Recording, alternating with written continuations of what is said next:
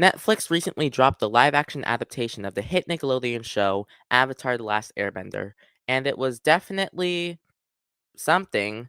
The show has garnered many mixed reactions. Some people loved the show and thought that it was a great start. Others are just kind of complaining about everything. Oh, why is Aang flying? The special effects are terrible. These castings are terrible. Stuff like that.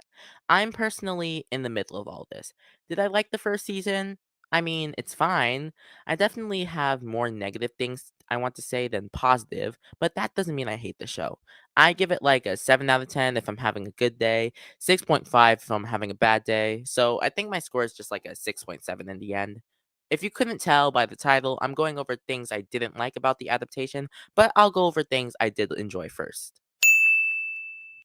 I thought the casting was great. Standouts to me were the actors for Aang, Zuko, Iroh, and surprisingly Zhao. I never cared about Zhao in the OG show. Maybe it's because I haven't watched it in a while, but the actor for Zhao had so much charisma, made me really enjoy his character. I also loved the fact that the show had so much color. It brings everything to life. The show also had some incredible scenes. Starting the show with the Air Nomad genocide was a good idea. It shows how bad the situation the characters are in, helps us realize that these are kids in a war. I thought all these things were great. And yet, for me, the show stumbled on a lot of things. Starting with, I know I just said I love the actor they chose for Aang. I think Gordon brings a lot of emotion to the character and was overall a good pick.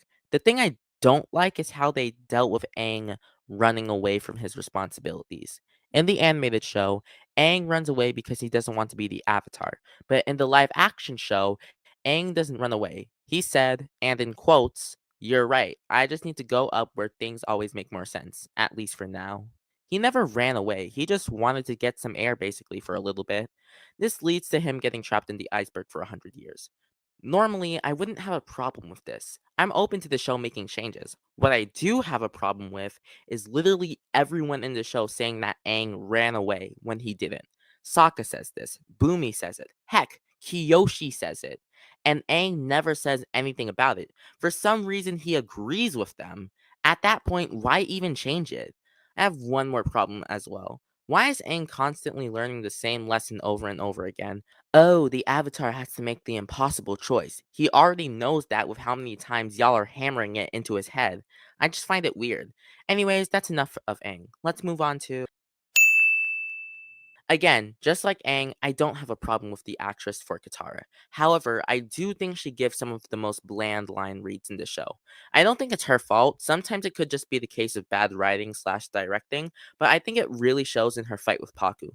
Compared to the animated show, I don't think the actress gives the same type of energy that Katara in the animated show did. Here's a comparison. I'm not doing it for you. Someone needs to slap some sense into that guy. Aren't you gonna fight? You can't knock me down! Because you're afraid of what you might learn. That you're wrong. Is that all you got? I feel like the show got rid of her not taking no for an answer energy with "I'm not a little girl anymore" energy. Katara isn't the only one that gives bland line reads either. A lot of actors gave some from my memory. So compared to the animated Katara, the live action Katara just doesn't give off the same energy. Speaking of Katara, water, earth, fire, and air, the four bending elements in the show. In my opinion, only three of them look really good.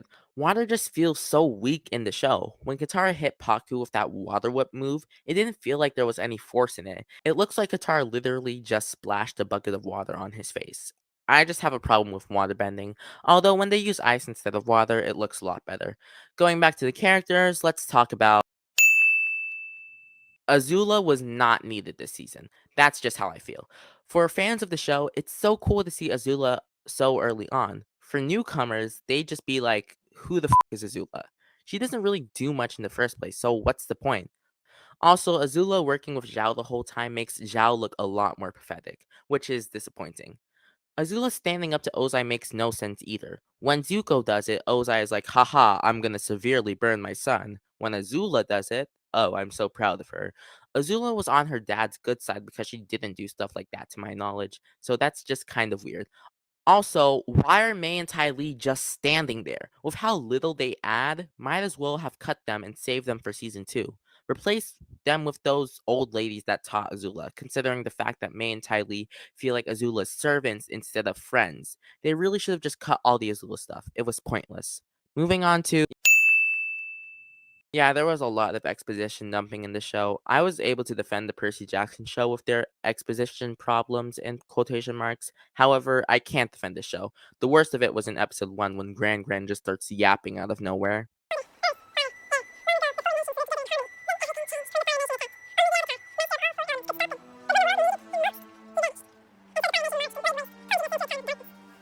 I think that clip says enough on its own. Let's shift to here's another short one. Why did Zuko fight back in the Agni Kai? Heck, why was he getting the upper hand at one point? My favorite parts of this show were the Zuko and Iroh stuff. This, however, didn't feel right. One final thing I didn't like was why did Aang not bend a single drop of water this season? This is book 1, aka water. You'd think Aang would learn water bending this season, but he doesn't. Why? This just makes things harder next season, since now he'd have to learn 2 elements. To make things worse, he struggles with earthbending in the next season. So in case they'd want to stretch that out a bit across the season, they have to fit in him learning waterbending in the next season as well. They're probably going to do something off camera with Katara saying something like, "Wow, Aang, you've already mastered waterbending. How impressive," which doesn't do it justice at all. I have more to say, but I don't like making long videos, so I'm gonna stop here. If you guys want me to talk about the show more, then like the video and subscribe. Again, I don't hate the show. I just thought it could have been a lot better. Anywho, always remember to stay safe, have fun, and watch cartoons. Bye!